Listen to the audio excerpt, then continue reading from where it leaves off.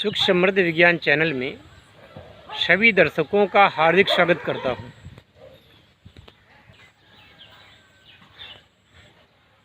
नाग पंचमी आ रही है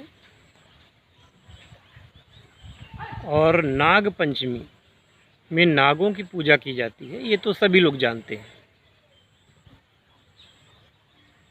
नाग भी मनुष्यों के लिए पूजनीय माने गए हैं।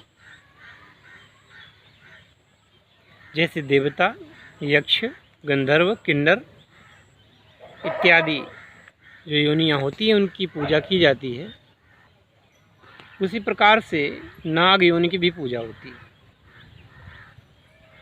और नाग अपने आप में दैवी गुण समाये हुए हैं।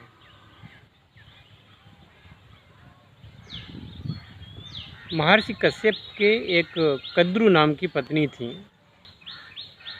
तो कद्रु से नागों की उत्पत्ति हुई और विनता नाम की जो पत्नी थी, विनता से गरुड़ पक्षियों आदि की उत्पत्ति हुई। यह गरुड़ भगवान विष्णु के वाहन बने और उनके छोटे भाई अरुण वह भगवान सूर्य के रथ को हाँकने वाले बने। तो मैं वीडियो जिस काम के लिए बना रहा हूँ वह तो मैं बनाऊँगा ही, पर मुझे अभी एक ऐसी चीज़ दिख गई है जो मैं आप लोगों को दिखाना चाहता हूँ। तो कृपया इसको देखें। मैं यहाँ पर खड़ा हूँ और आप देख रहे हैं, आपको स्पष्ट दिख रहा होगा ये खेत है और खेत की मेड़ पर ये किसी ने एक हरे बांस को काट करके यहाँ गाड़ा हुआ है और स्पष्ट तार भी दिख रहे होंगे। ये देखिए, ये मैं छू रहा हूँ, ये तार है। ये कटीले तार लगाए गए हैं कि जानवर भीतर न जाएं।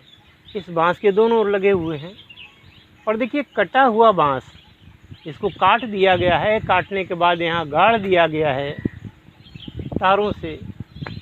और ये बांस देखिए, ये पत्तियाँ, ये और हरा हो गया। इसने वहीं से जड़ पकड़ ली और ये हरा हो गया। ये डालियाँ इसकी नई नई खोपलें देखिए इसने फोड़ दी हैं और ये जीवित है। इससे प्रेरणा मिलती है कि व्यक्ति को चाहे जितने ही कटीले पत्थर कांटों से बांध दिया जाए, चाहे जितना कष्ट दिया जाए, व्यक्ति को इस बांस के पौधे की भांति, जैसा कि ये दिख रहा है, पुनः हरा भरा होना चाहिए। अर्थात जीवन भरपूर जीना चाहिए और हार तो बिल्कुल भी नहीं माननी चाहिए। ये दिखाने के लिए मैं आप लोगों को थोड़ा सा, मैंने छोटा सा ये ब्रेक लिया है। इस पेड़ की जिजीविसा ने, जीने की शक्ति ने, जीवट शक्ति ने मुझे प्रभावित किया है।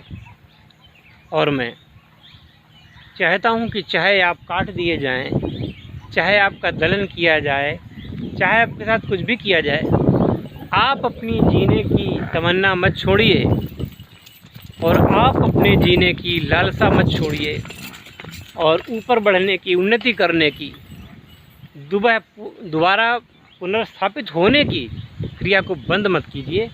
आप सदैव हरे भरे रहेंगे। अब ये बांस आगे पल्लवित होगा, पुष्पित होगा कि नहीं, आगे ये बढ़ेगा कि नहीं, ये तो मैं नहीं जानता। पर इस बांस को मैं प्रणाम जरूर करता हूँ, जिसने लगभग मार दिए गए हुए भी इसने जीने की तमन्ना नहीं छोड़ी। और देखिए सब इसी की नीचे से, इसी बांस के ये अंश, ये जाम आया। ठीक है ना। अब अपनी बात पर आते हैं। राइट, हो सकता है यहाँ पर क्या आपको काफ़ी हवा की तेज आवाज़ भी आ रही हो, कोई बात नहीं। बाल मेरे उड़ रहे हैं, कोई बात नहीं। आगे बढ़ते हैं। नाग जाति, यह नाग जाति अपने आप में दैवी तत्व को समाहित किए हुए है। और नाग पंचमी के इस अवसर पर मैं आपको इनके बारे में कुछ बताना चाहता हूँ। वैसे तो सर्प हजारों की संख्या में होते हैं, उनकी प्रजातियाँ होती हैं। उनमें एक होती है नाग, जिनमें से काला नाग, सफ़ेद नाग भी होते हैं, कुछ भूरे रंग के नाग भी होते हैं। नाग की पहचान है कि जैसे भगवान श्री कृष्ण का मत्थे में लोग तिलक लगाते हैं, कमोबेश उसी प्रकार का नाग के फण पर वो चिन्ह होता है। तो उसको लोग गाय का खुर कह देते हैं, लेकिन प्राकृतिक बनावट होती है नाग की, उसके फन की। और नाग फन वाला ही जो सांप होता है उसको नाग कह सकते हैं। बाकी दूसरे सर्पों को नाग की संज्ञा नहीं दी जाती। ठीक है। और इन नागों में अपूर्व शक्तियाँ समाहित होती हैं। शास्त्रों में नागों की पूजा से संबंधित कई विधान दिए गए हैं। कुछ लोग नागराज की साधना करके उनकी कृपा को प्राप्त करते हैं और ये कहते हैं कि नागों में सम्मोहन शक्ति होती है, आकर्षण शक्ति इतनी ज़्यादा होती है कि वह किसी भी को प्रभावित कर सकता है। इनमें से कुछ इच्छाधारी नागों के बारे में वर्णन है, महाभारत में भी है, रामायण में भी है और कई पुराणों में है। यह नागवंश के जो नाग हैं वो मनुष्य का स्वरूप भी धारण कर लेते हैं और अपने जो उनकी पूजा आराधना साधना करता है उनको दर्शन देते हैं। इन्हीं में से जो नाग कन्याएं होती हैं अतीव सुंदरी और वरदान देने वाली होती हैं। नाग कन्याओं की साधना माता के रूप में, बहन के रूप में, पत्नी के रूप में या प्रेमिका के रूप में साधक करता है। अब देखिए, नाग है तो नाग को जहर तो होगा ही, लेकिन जहर उसका जो होता है अपनी सुरक्षा के लिए होता है। नाग का जहर किसी को नुकसान पहुंचाने के लिए नहीं होता है, अपनी सुरक्षा के हेतु होता है।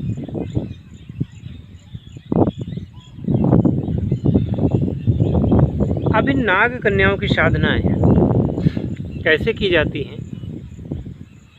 जैसे लोग यक्षिणियों की साधना करते हैं, जैसे अप्सराओं की साधना करते हैं, जैसे किन्नरियों की साधना करते हैं, उसी प्रकार से नाग कन्याओं की साधना की जाती है।